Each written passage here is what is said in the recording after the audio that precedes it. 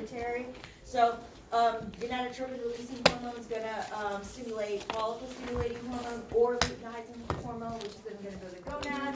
Corticotropin releasing hormone is going to stimulate the pituitary to secrete adrenocorticotropic hormone, which then goes to the adrenal glands, and so on and so on. Okay, so today we're going to continue on with this chapter, starting with the posterior pituitary. Just a couple of things before we get started. I have been harassing the lab coordinator, and I've even called and emailed Pearson myself. Apparently everybody's avoiding me because apparently I harass people. So I still do not know what is going on with the textbook. That is like a weird price, like a book for $30, like no. So I am still trying to find out what's happening with the book as to like what's going on, if you should buy it or not. Again, if you want access, you can get the temporary access for now. And I promise, as soon as I hear something, I promise I will send out an announcement. So for those of you who keep emailing me, I promise I'm checking up on it, but I don't have any answers to give you. So I'll let you know as soon as I do, okay? Also, if you missed Monday lab, make sure that you're attending a different lab this week. My lab is tonight at normal time. Is that 7, 8? Whatever time we get out of here. So you're welcome to come to that. If not, make sure you're going to another professor's lab. Usually we would ask you to email them ahead of time, but since this week is crazy with the whole Martin Luther King thing, we don't really need that this week. If you already did, that's fine. But if you didn't email the instructor ahead of time, that's fine. Just show up. Okay. Any questions on any administrative stuff or all of that? Okay. So let's get started on posterior pituitary. Now, last class I said there was a big difference between synthesis and secretion. What was synthesis? Making. Synthesis means that you're creating or making the hormone. What does secretion mean?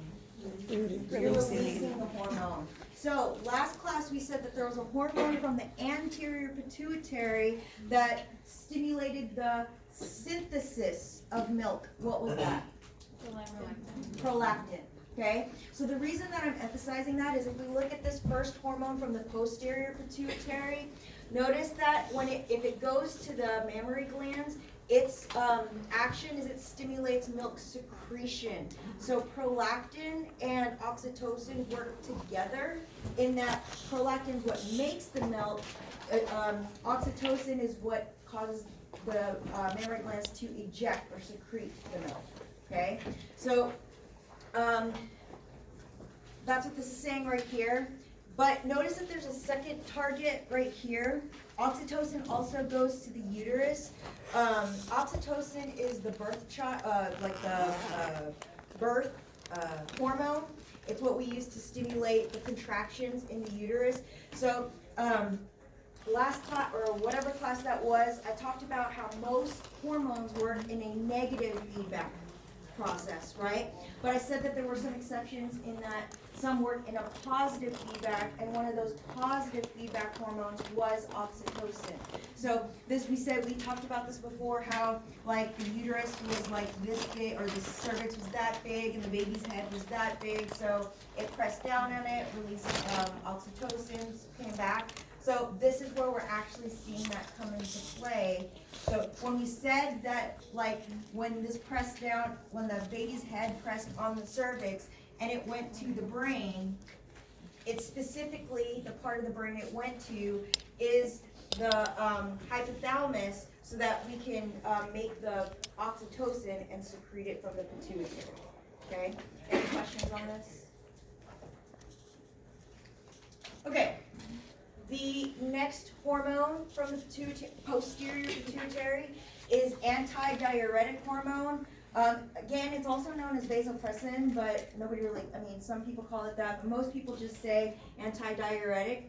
Does anyone know what a diuretic is? Like if your doctor prescribes you a diuretic, what does that make you do? It makes you pee. Okay? So anti-diuretic means that it's going to do the opposite of that. The whole purpose of antidiuretic is to retain water. Now, who can tell me what organ in your body produces urine? Your kidneys. Okay, so if the whole purpose is to not make urine, this is going to go to the kidney and it's going to decrease that urine output. Okay, so you're basically retaining the water in your body instead of expelling it in your urine. Okay, in addition to that, it's also going to go to the hypothalamus.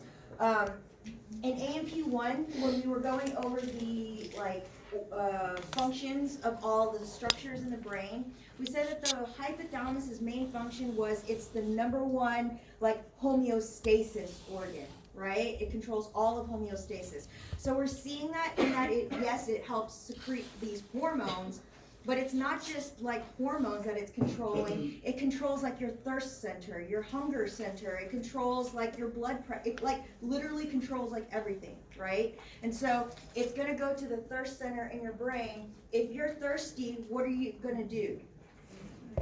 You're gonna drink water. So in addition to preventing your body from losing the water, now you're increasing your intake of water. So the overall effect is the same, that you're increasing blood volume. Okay, and again, same thing here. It's gonna cause vasoconstriction. What does vasoconstriction mean? What are you doing to your blood vessels? You're making them smaller. So if you squeeze your blood vessels, it's going to increase blood pressure, which is going to make the blood circulate more, which is going to mimic the effects of having an increased blood volume. Okay? So all of these together kind of, go along together. Because if you look at this, the whole reason that ADH is secreted in the first place is that you are dehydrated.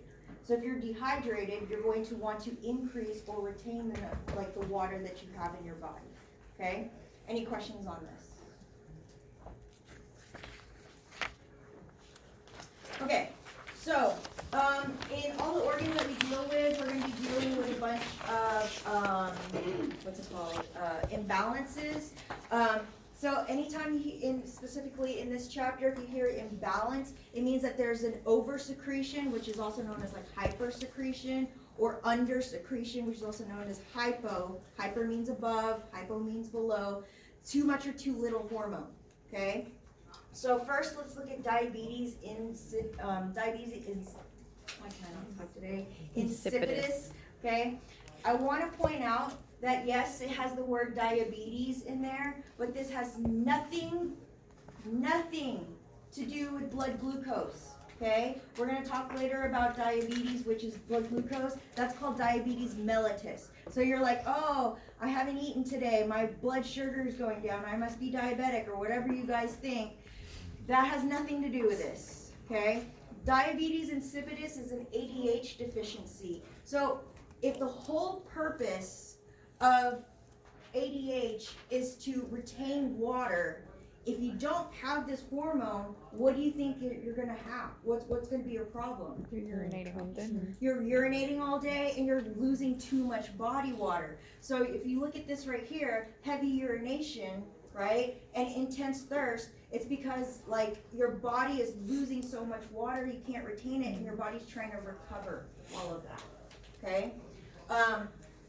You might, if you have ADH, if you have diabetes insipidus, a lot of times people will be dizzy a lot because they are dehydrated and such, and they would suffer altered mental state and such, again because of the whole dehydration thing.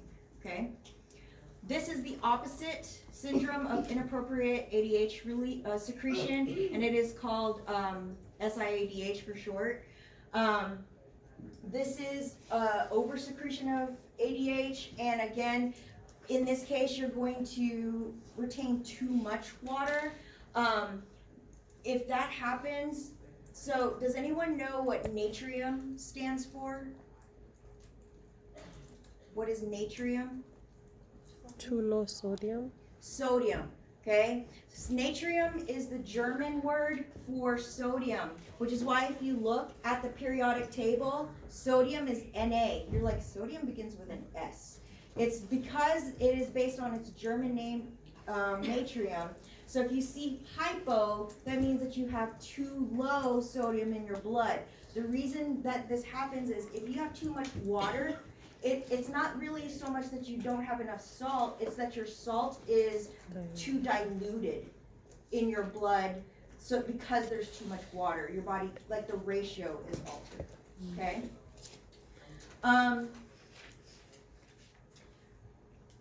These two right here, gigantism and acromegaly, are hypersecretions of growth hormone. This is actually a typo. Gigantism is actually the one in children, and acromegaly is the one in adults. Okay, so gigantism is when a child is growing, right? They're actively going from a baby to like teenager. They have too much growth hormone, so they're going to be growing taller and taller and taller. Most people are somewhere between like 5 feet and 6 feet, right? Average. There are some people above that, of course. But if someone has gigantism, you can see right here that they could reach the heights of 8 feet. Some people can even reach like 9 feet. Okay, so it's really like, has anyone ever seen The Princess Bride? Mm-hmm. Right? Andre the Giant in The Princess Bride, he had gigantism. Okay, now Andre the Giant also had something called acromegaly. So Andre the Giant, the fact that he was really, really tall is gigantism. But if you look at him, he had like really thick bone features, right? And the reason is because, remember we said that in the skeletal system, the growth plate, which is like the epiphyseal plate, ossifies, right? So your bones stop growing in length, but even if they stop growing in length, they start growing in thickness. They start growing outward. So that includes like the bones of your like limbs and your face and like everywhere in the body. So they're gonna have pretty prominent like characteristics and features in their body. Okay, so again, I apologize for the typo, but acromegaly is the adults and gigantism is the children. Okay. Now, converse to that is GH deficiency. So if you don't have enough growth hormone, you're going to grow too short, or you're not going to grow enough. Right? And so there's a lot of, keep in mind there's a lot of things that can cause dwarfism, okay? But this is just one cause specifically if your pituitary is not producing enough growth hormone. So these people can only grow to like 4 feet, right? So they're like extra short. And then lastly, hyperprolactinemia. This is oversecretion of prolactin, and so this is conditions in females when they are usually lactating when they're not giving birth or haven't given birth, and in certain cases males have been known to lactate when obviously males are not supposed to lactate. So if you have either an oversecretion of this, or another reason for this is if you have a decrease in dopamine, right? Remember that dopamine is, if we go back to this right here, dopamine is the inhibitor, right? Which is the normal response. If you are not inhibiting prolactin, then it's going to be secreted, okay? So this is usually, hyperprolactinemia is usually the underlying cause is a decrease in dopamine, okay? Any questions on these? I want to point out that in lab, we didn't go over, like I know that I mentioned that in lab we're going to focus on the anatomy, like this is this and that is that, and then in lecture we were going to do the physiology. If you look at your lab manual, in the last column of like those pages, it asks you for the disorders. They're pretty much the same disorders here. So in lab, if they ask you what condition is caused by a oversecretion of growth hormone, then you would put gigantism or acromegaly. If they say what is a deficiency in antidiuretic hormone, you would put diabetes insipidus. So those deficiencies that are listed in your lab manual are the same deficiencies we're going over here. I'm not gonna go over them in lab because we're doing it in here, okay? So just keep in mind that like, you're doing both classes in here, okay? Any questions on that? Okay, thyroid gland. In lab last week, we talked about how this was located in the throat area. I'm not going to talk anymore about the gross anatomy. I want to talk more about the microscopic anatomy. So if we look at this right here, you can see that if you take the thyroid and look at it under the microscope, you're going to see a bunch of these little circles that look like this. These are units called follicles, okay? So this right here is a follicle, that's a follicle, that's a follicle, that's a follicle. Can you guys see how these follicles are lined by single rows of square cells? What kind of tissue is that? Simple cuboidal. So if you were to say that this was like a follicle, it's made of these cuboidal cells right here. And this is a follicle made of cuboidal cells. And this is a follicle, and so on. The cells, the simple cuboidal cells that are actually making up the follicle, they're called follicular cells. Okay? So it makes sense. Follicular cells make the follicles. But notice in this picture that some cells, like these right here, they're not actually making up the circle. They're kind of like in between the circles. So you would see some cells like right here and right there and right there. They're not actually part of the follicle. They're between it, right? What prefix did we say we used for surrounding?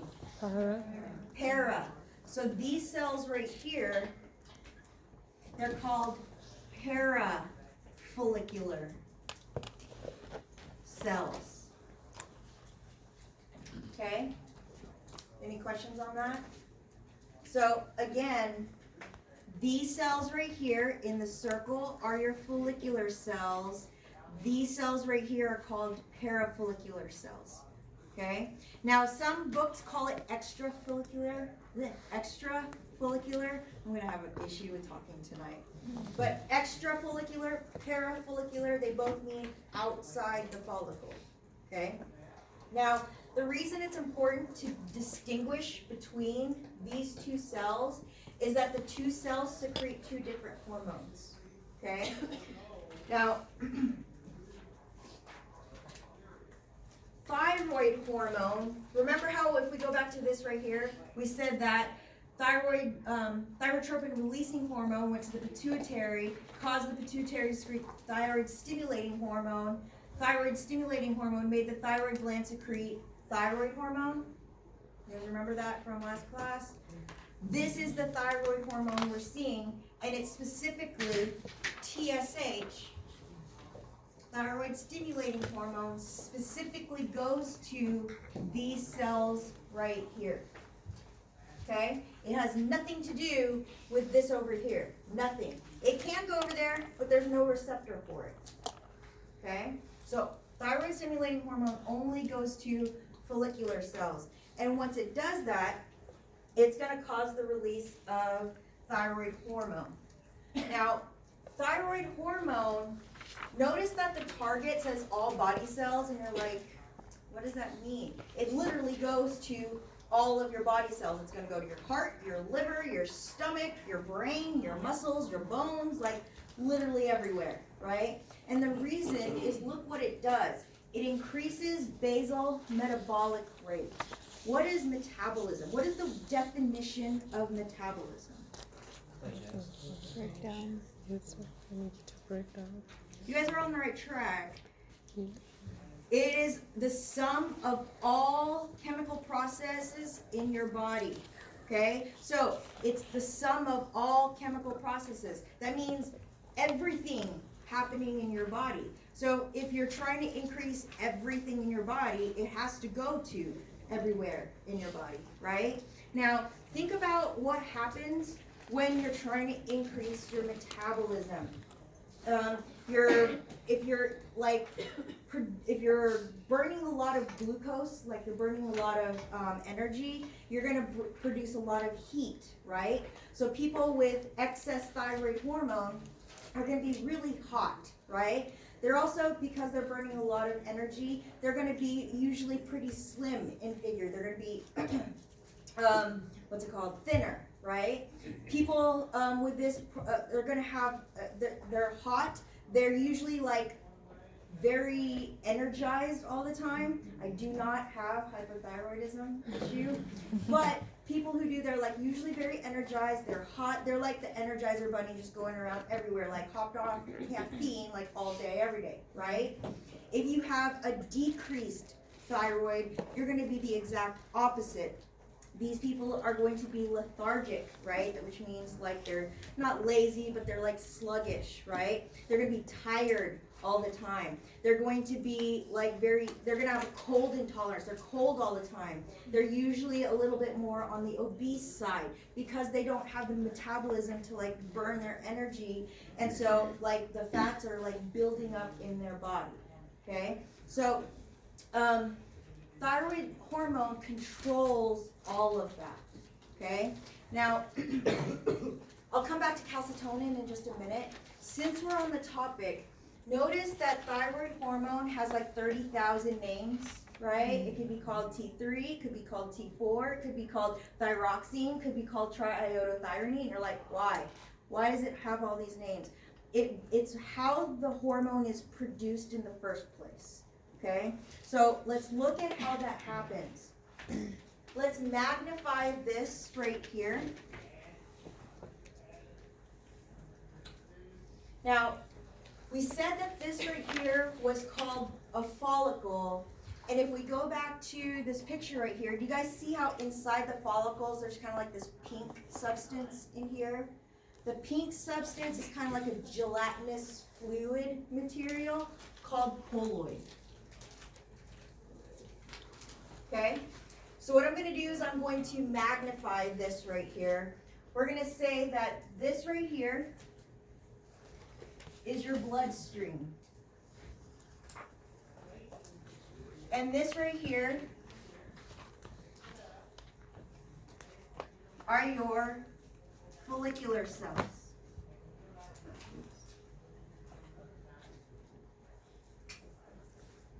Okay, does that make sense? We're just looking at the side of it. And this right here is going to be the colloid. Okay, so we're basically taking like this chunk right here and magnifying it. Okay, so we said that the first thing that happens is TSH, which is in your bloodstream, is going to come and bind to a receptor, right? Now, can anyone remember if this is a receptor on the plasma membrane, or is this a plasma member or a receptor on the inside of the cell? Inside of the cell. Is this a steroid or is this a protein hormone? Steroid. What were the only steroid hormones? From your gonads, from your adrenal cortex, And the thyroid. and thyroid hormone. Is this thyroid hormone? This is thyroid stimulating hormone. It's not the same thing. Okay? So this is going to go to a receptor here at the surface, right? And once it does that, remember that we said that it initiates transcription, meaning that it's going to make a protein. So the protein that it specifically makes is called thyroglobulin.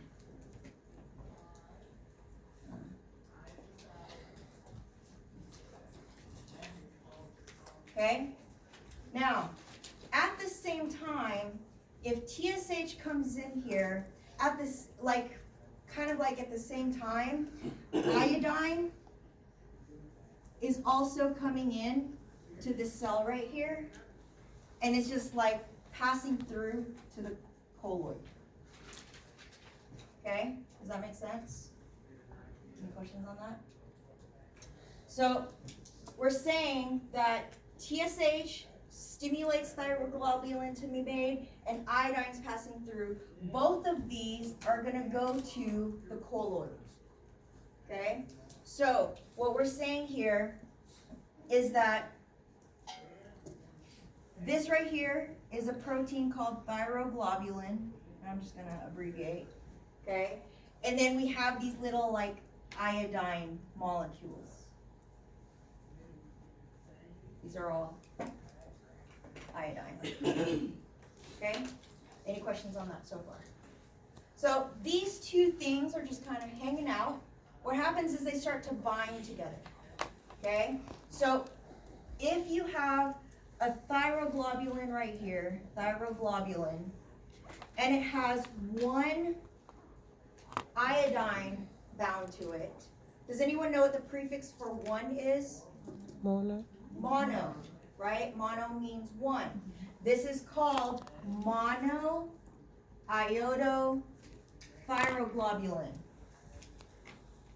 One iodine attached to the thyroglobulin. Does that make sense?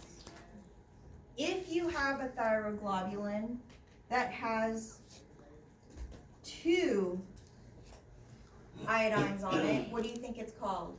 Dye. It's called diiodothyroglobulin. Does that make sense? You either have one or you have two. This is how this hormone is stored. Okay? Now, whenever we need this to actually like become a hormone and be secreted, right? Then what happens is the different combinations of mono and di join together. Okay? So, mono and di. If you have one MIT plus another, or plus a DIT, what is that going to give you? How many iodines are you going to have? 3. 3. You have 1 plus 2 is 3. 3. We've seen this before, right? Notice right here, that thyroid hormone is known as triiodothyronine. Right here. You guys see that? If you have a DIT plus a DIT, what is that going to give you? Thyroxine.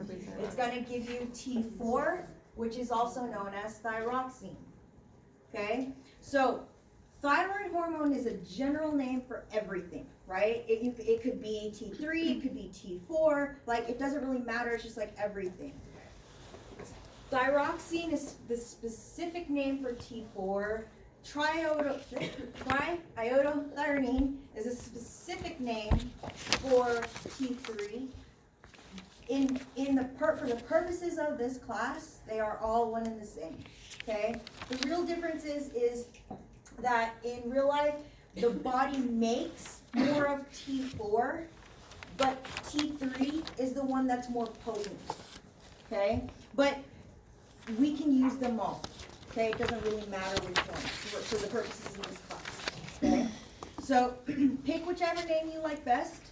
Go with that. I tend to use thyroid hormone because it's easier. Thyroid hormone comes from the thyroid. Okay? Any questions on the names or these hormones or what they do? Okay, so all of that is thyroid hormone. Let's switch gears a little bit and talk about the parafollicular cells. We said that these secrete calcitonin. Now, you actually should have heard this hormone last semester in the skeletal system, right?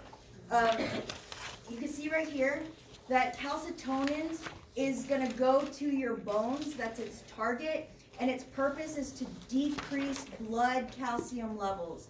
Now, just as a refresher, calcium wants to be in one of two places, okay? It's stored in one of two places. It's stored in your bones, or it's stored in your blood, okay? So if you look at the stimulus right here, the stimulus is saying that you're starting with an increased blood calcium level. So we're starting with something really high. And if you remember, homeostasis means that if something's too high, we want to bring that back down, right? So what we're going to do is we're going to take our osteoblasts in our bone, and the calcium that's like excessively in our blood, we're going to start depositing it in our bone. We're going to build more bone, okay? So I like to remember calcitonin tones the calcium. Calcitonin tones down calcium, okay? It's also going to minorly go to the kidneys and decrease your blood calcium levels by like basically peeing it out, okay? So there's one of two ways to get rid of it. You're gonna either put it into your bones or you're gonna like urinate it out, okay? Any questions on calcitonin? Now, here's where a lot of students get confused.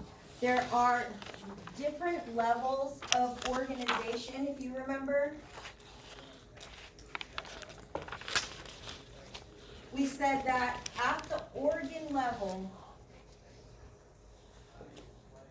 we have the thyroid gland.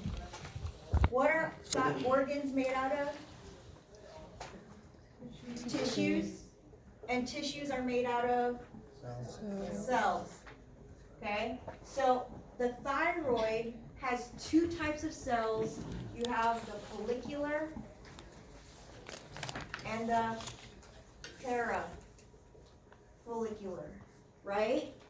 I don't want you to confuse the word parafollicular with another organ. What was the organ that sat on the posterior portion? It looked like a little pea in the back of her. It was called the parathyroid. Okay? The parathyroid gland is at the organ level. Okay? So do not confuse the parathyroid gland, which is this guy right here. Do you guys remember seeing that on the back of the thyroid right here? So the parathyroid gland is not the same thing as parafollicular cells that is part of the thyroid. Okay? So organ, cell, two different things. Okay? A lot of students get that confused. Any questions on this? Okay. So the next few slides that I skipped through, this is thyroid stimulus. That's how, these are words for this. This is a picture, but mine's better. And the thyroid hormone transportation regulation, it was everything that I was saying about how T4 is made more and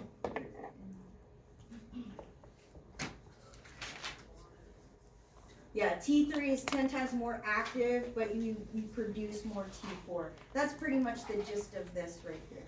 Okay? Any questions on this? On anything thyroid gland?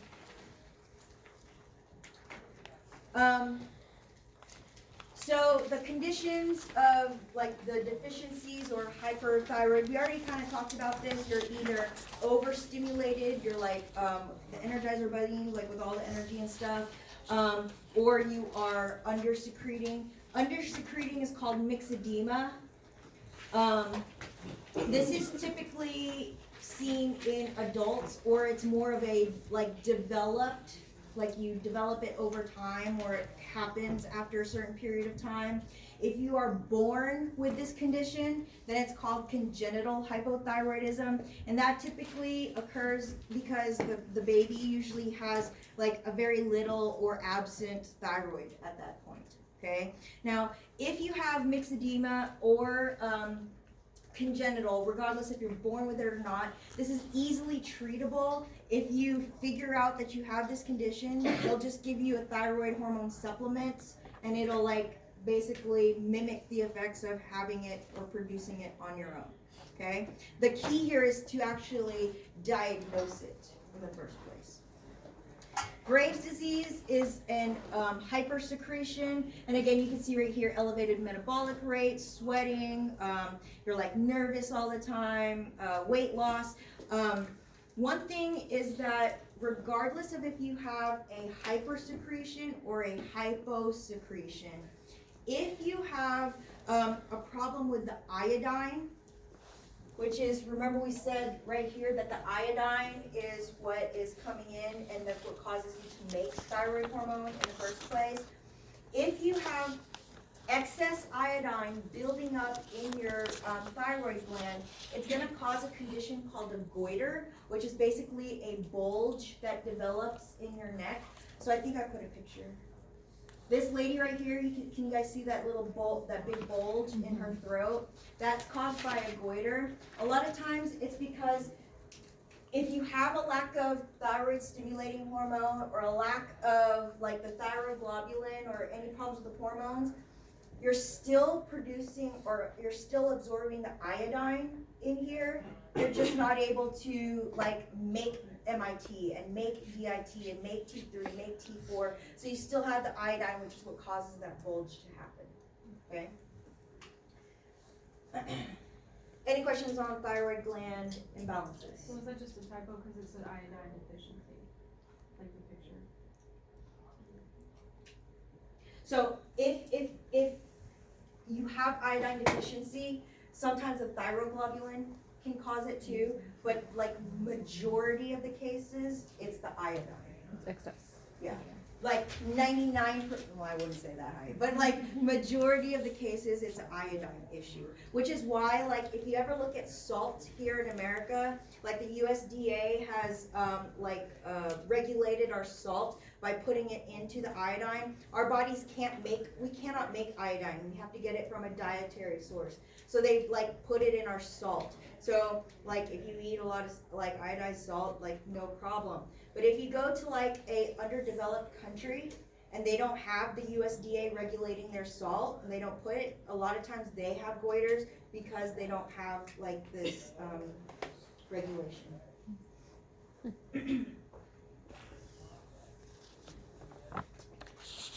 Okay, going to the parathyroid gland.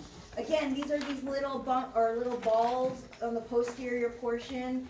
We're not going to really look at the histology here because there's nothing to look at. It looks like a bunch of cells. Like there's nothing significant. Now, I like this hormone. Parathyroid hormone comes from parathyroid gland. It can't really get any easier than that, right? It's like thyroid hormone comes from thyroid gland, okay? Now, parathyroid hormone is the antagonist of calcitonin. So what does that mean? It's going to increase your blood calcium levels. The whole purpose of calcitonin, we said, was it tones it down. It brings down blood calcium levels. This, because we said it's an antagonist. Antagonist means opposite, is going to bring those blood levels back up. Okay? So if you are deficient in calcium, this is going to get secreted. It's going to go to your bones and stimulate your osteoclast, meaning that we're going to start like breaking down those bones to build it up in your blood.